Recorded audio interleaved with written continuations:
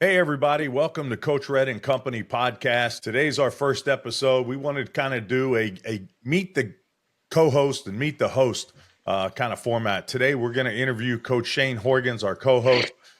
Shane and I have probably known each other, 25, 26 years. Give or take 1995, I think. I got a heck of a story on that one for y'all later on, but that'll be a different episode. Trust me, that's an interesting one. Yeah, 100%. Coach Shane's always had some great ideas, opened up a prep school for a few years, always coaching, always innovating, always trying to help kids. You know, if you can see from some of that gear Coach has got on, he's definitely an Iowa guy. Grew up in Iowa. Hawks, baby. Grew up in Iowa, so definitely has some of those Midwest values. So, Coach Shane, kind of tell us about how those Midwest values have shaped your coaching and how you are as a person.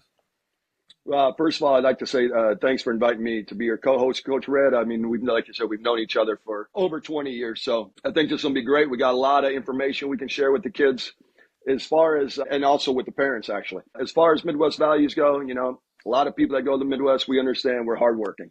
I mean, it's farm country. People up early, working in the fields, people out late. Now, I'll be honest, I wasn't a farm boy. Okay, so I'm probably not as hardworking as some of them, but the values are still there. My dad owned a restaurant up 4:30 in the morning every morning. My mom was a beautician, grew up on the farm as a farm girl, tomboy. So the hardworking values were there, and you know, work for what you get.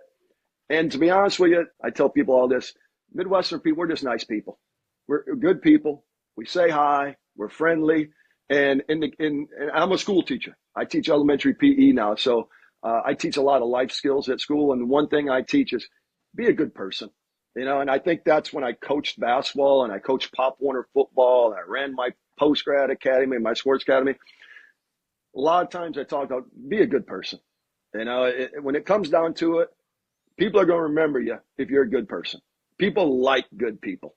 And I think coming from the Midwest, that's one of my things. I just, you know, I hold doors for people. I'd say thanks. They kind of look at me like, whoa, what, you know, they're not used to that sometimes, Red. So I feel like those things are great life skills. And when you translate them over to sports, you know, it's always going to work out for you. Yeah, we're definitely missing a lot of that. You know, please and thank you and holding doors. I always try to rush and hold a door for people too. And they look at me.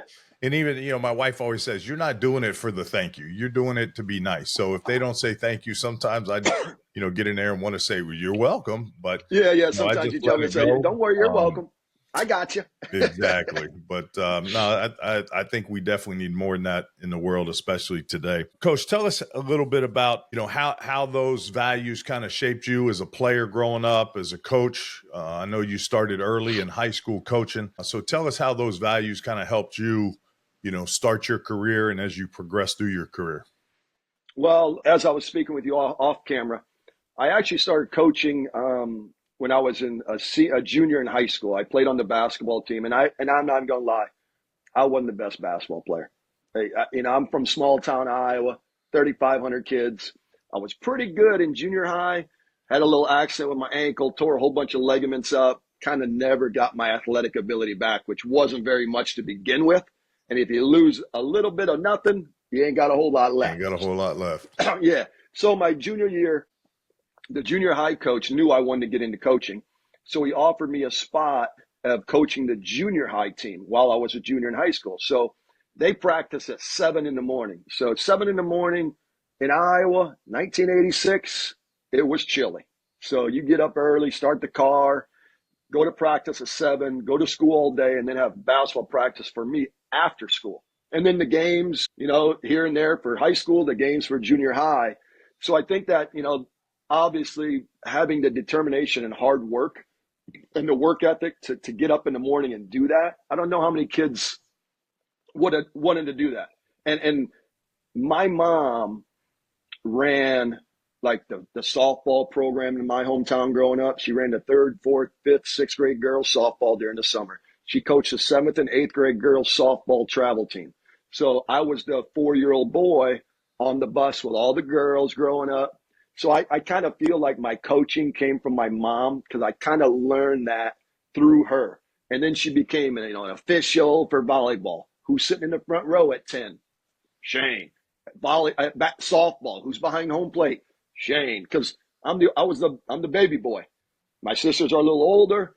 Some of them were gone in college. The other one was home, but I went with mom everywhere. So I think the hard work, just doing all that, and I've always wanted to be a coach. Red, you've been a coach too. You kind of, when you want to coach, you kind of know at a young age, Yep. I want to coach. And I did that junior year of college, started coaching at a small town while I was in college. Coached freshman ball, JV ball head coach, assistant for the varsity.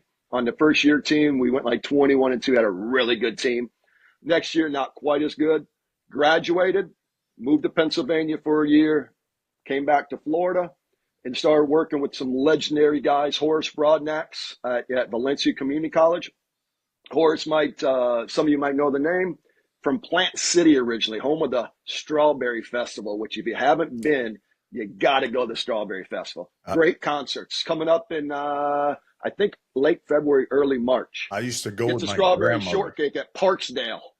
I used to go with my grandmother as a kid, and we would pick strawberries in these. Yeah, you can pick them there. Just quarts and quarts, and we'd come home, and the whole dining room table was covered with them. And my grandfather's cutting the stems off. My grandmother would make strawberry preserves, cut them up, and we'd eat them. And so, yeah, Plant City's and great Strawberry Festival is a great little event. Town's about this big. Yeah. Luckily, I got to coach with him 2 years. Then the next 2 years, I coached with a guy named Stanley Cromartie, who is the AD at Polk State Community College now. While I was coaching with him, the other assistant on my team was Greg Kite. Now, that was amazing. Greg Kite played in the NBA. You can look him up. It's 10 plus years at least, right, Coach Red? Oh, easily, yeah. Easily. And a lot of you probably remember him from swinging the towel and cheering on Larry Bird. He was one of the first guys, first couple years with the Magic. Yeah. Yeah, that's why I think he still lives here in Orlando. Had a great fight with Ronnie Cycli on the baseline. But Greg used to have, I'd love riding the vans, because back in the day, at Seminole Community College, there was no luxury bus. It was 15-passenger vans, and Greg was driving or I was driving, and I was 28, 29. Now I was like, dude, I'm on a van with an NBA player coming from small town Iowa. Now I'm sitting on the bus with a Celtic. My dad, God rest his soul, passed away, was a huge Celtic fan. So obviously now I'm sitting there. I got to hear stories about who? Larry Bird, the Chief, Bill Walton. Come on. I felt like a kid in a candy store. It was the best time of my life. And I met some really good people. It was about the time I met you, Red, and I met a guy named Coach Whittington, who coached at Dr. Phillips, a long time, good friend of yours as well. Mark Whittington, shout out, longtime teacher at Dr. Phillips, teaches math. And he coached, was an assistant at Dr. Phillips High School. Theo McWhite had just went to 3 or 4 Final Fours, lost to Miami Senior. Anybody that knows basketball history in Florida, they understand Miami Senior was the real deal back then. So Coach Witt got me a job. Yeah, they were incredible. You can name the guys that went there. Stephen Blake, Udonis Haslam, Antonio. They had a kid that went to DePaul. Sabril Robinson. It was a who's who of Steve Blake's an assistant coach now at Olympia High School. Yep, and Stephen Blake actually got him in a little bit of trouble back in the day because he crossed borders going from Broward to Dade, but that's a different story altogether. It's all legal now. It's all legal, yeah. Which is we'll get into that in a little while, I think. Yep. But so then I worked with Theo McWhite for a couple of years, and met a guy named Travis Jones. Travis probably changed my life a little bit for a lot of years. And I met Travis Jones while I was up at Florida State working basketball camps. And Travis was the head coach at Edgewater High School. And Travis was literally 30, give or take, 29, 30, 31. He's from Slippery Rock. He went to Slippery Rock. He was talking to Coach Witt about some things. And he brought up to me, hey, Shane, what do you think about coming over to Edgewater? And I'll be honest, this is going to sound like I'm lying, okay, because believe me, it will. I really didn't. I knew a little bit about Edgewater because we played some huge games when I was at Dr. Phillips. They had a guy named Victor Brown that went to New Orleans. They had a guy named Reggie Ford. They had the big, what's the big guy that went to Florida State? Nigel Nigel Dixon.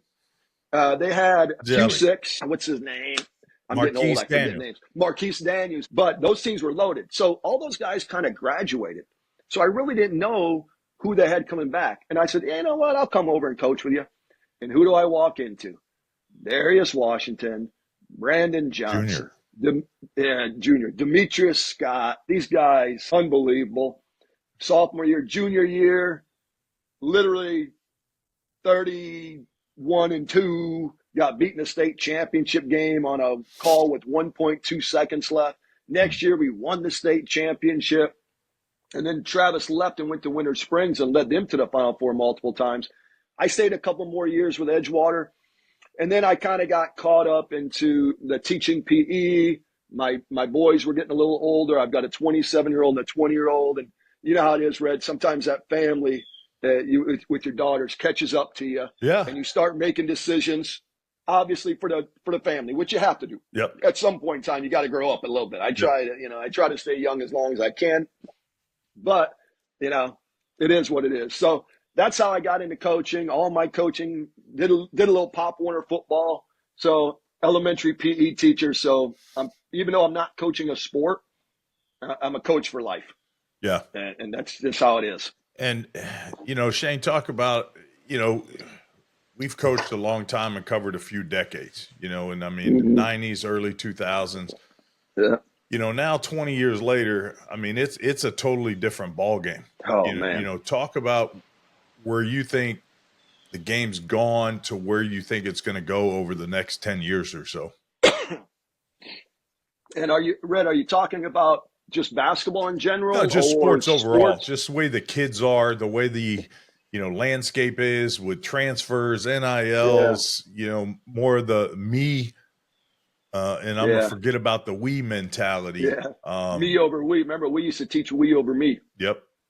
Yeah. And to be honest with you, if you're going to win, you still got to be we over me. We know that. Like the me over we, it might work a little bit here and there, but it's not sustainable. So, I mean, have kids changed? Yeah, I'm sure they have. Have we changed? Yeah.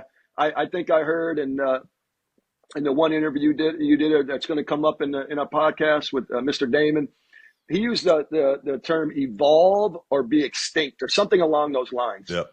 And I'm going to be honest with you, Red. I'm probably a guy that's going to go against that a little bit because I don't always think the stuff that we did in the past was wrong. I mean, yeah, we got to evolve a little bit, but your core values, like your core values in 1990, are your core values in 2025. Right. Like your core values can't change. Correct. Maybe the way you're delivering those core values might change. Like now you go to practices, they got music playing during practice. Dude, that would drive me absolutely bonkers. Yeah, it would drive me crazy. I tell people all the time it's kind of a young person's game now. Yeah. And I know where I started as a coach. Bobby Knight was a huge influence. I was kind of a Bobby Knight, getting your behind, coach. But and you coach at Calvin Lingelbach. I definitely evolved. I definitely evolved over time. And you have to explain more now of why you're doing things. You can't just say, "Hey, do it because I said." That's not working with kids today. They want to know why. How is it? It's always why. Them. But I think you're right. The core values of why we're doing what we're doing as a team has to stay the same. 100%. I think that as a coach, here's my core values. I'm not going to lower my standards to meet you. I need you guys to raise your standards to meet me where I am. So you got to get buy-in, right? You got to get the coaches, you got to get the kids to buy in to whatever you're selling that year. Yep. And one year you're selling this, the next year you could be selling something different because you're kind of keeping it fresh. You're trying to give them new ideas so they don't get stagnant. You're using different slogans per year. 1 year it's 212, 1 degree of extra effort. But whatever you do to try to keep the kids engaged in the practice and engaged in the season is what you got to do as a coach. And as far as where things are going, I'm going to get into this real quick. Okay. I started my post-grad academy, 4A Sports Academy. It was a post-grad academy for kids that graduate high school and before they went to college, maybe they didn't have a scholarship offer or didn't like what they had. They came to us for a year, 6 months of straight balling, trying to get to school. And I kind of looked at that as, a mini IMG, mini Montverde. There's a place called DME up in Daytona. And I think what we're going to see is, and I think we see it already happening now, sports academies are going to become huge. It's just a matter of time. If you're in that field, and I am, so I know it, these teams pop up left and right. I mean, they're popping up everywhere for basketball. And it's just a matter of time before football. Somebody catches on to football. The only one that does it now is IMG because they're a multi-million-dollar industry. Right. But somebody's going to start a high school academy, so-and-so prep, right? And it's going to have a high school team. And they're going to load up. I mean, right now there's a basketball conference in Orlando, the SIAA.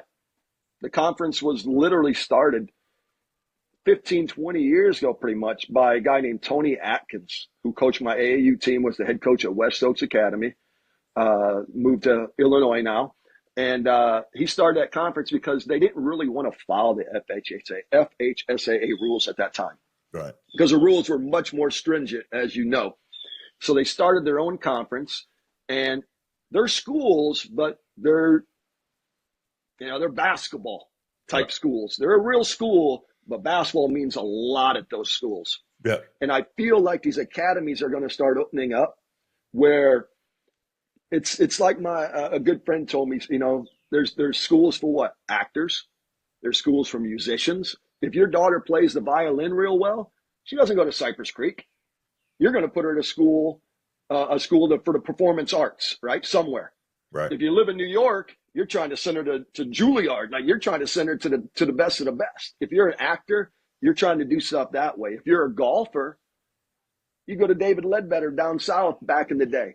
So it's just a matter of time, I feel. And you can start to see it now happening already. Believe me, DME's right up the road. Montverde's a sports factory. Yeah. They're legit now. Let's be honest. They're a legit school, 100%. I love Montverde. But they got athletics they got basketball. It started with basketball. Now they got national championships in women's basketball, baseball, soccer, track, everything. Right. And I would say probably a super high percentage of their students are athletes. I mean, the whole school is based around athletics. IMG Academy. Everyone knows IMG. The whole school is athletics. That's all it is. Right. I mean, I don't know if Johnny Johnson goes there to be a regular student. I think Johnny Johnson's playing a sport. Maybe I'm wrong on that one, Red. But I would say a high percentage of kids at IMG. Definitely more athletics. I know there are a lot of international students that go to Montverde. Yeah, there are. But with IMG, I saw it was a crazy number for tuition. But it's an amazing facility for sure. Dude, yeah, exactly. Hey, anybody out? Last question for you. Who's had the most influence on you as a coach? Well, I think that goes back to my mom, probably. Obviously, Coach Cromartie, Coach Broadnax, Theo, Coach Jones, all those guys I worked with had influence.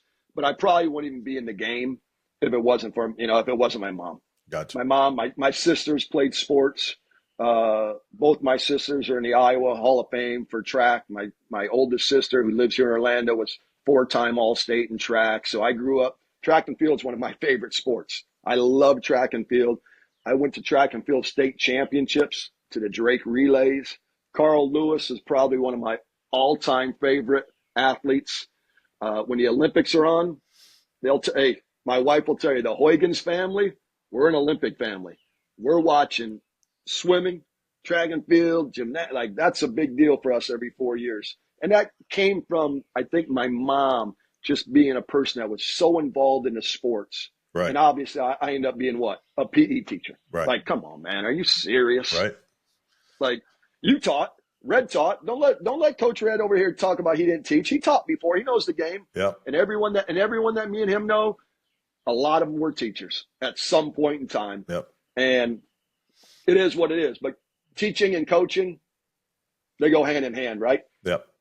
I tell people all the time, I teach PE at my school, but what I really teach I teach about 85% life skills. Right.